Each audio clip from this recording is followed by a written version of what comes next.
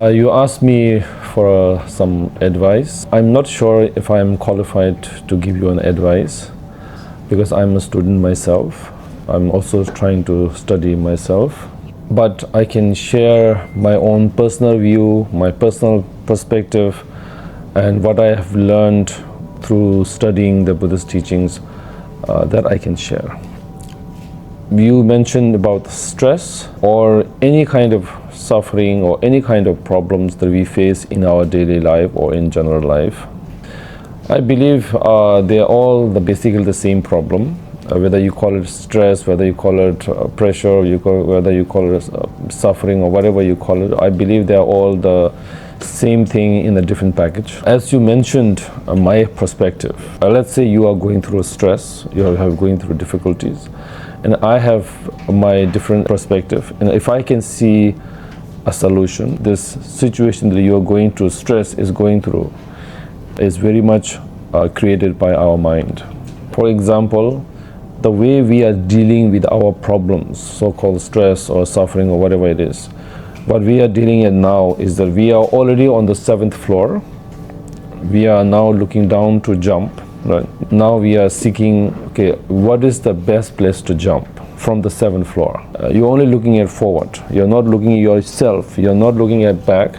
You're only looking at front, and then front there's only way to is jump, right? If you are standing in front of the window, yes, the only place you can see is empty, right? You are going to fall.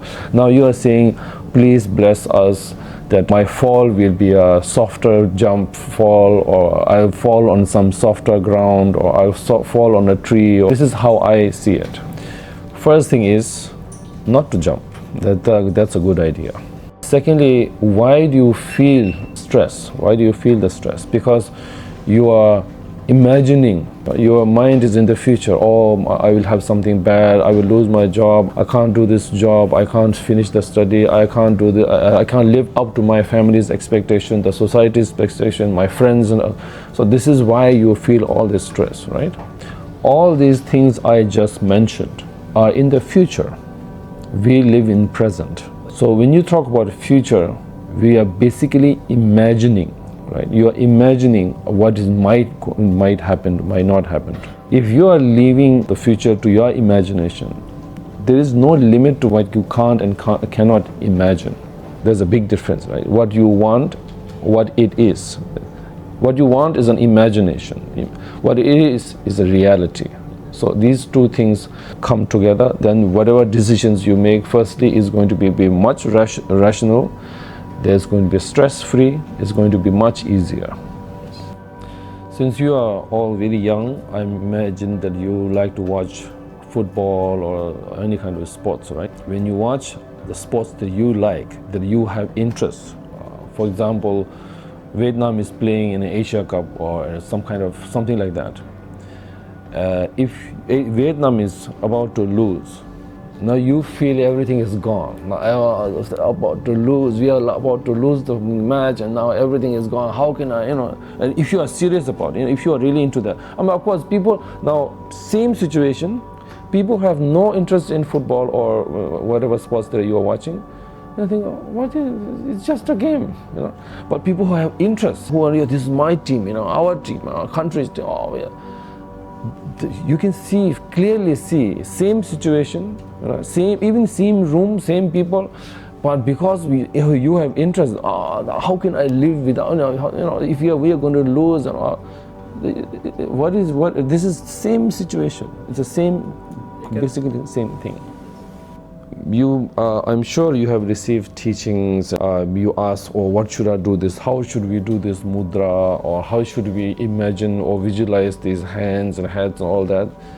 But if you can't solve your small problem, this worldly problem, what is this going to help you? When you do the sadhana or you do the practice, you are separating the two.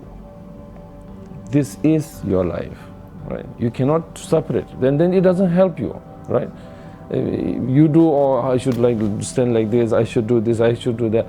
And then when you go to your home, you leave everything at the center, and then it doesn't help you. I don't see the point in joining or doing a practice. It doesn't help you at all. right? It's like joining a football club.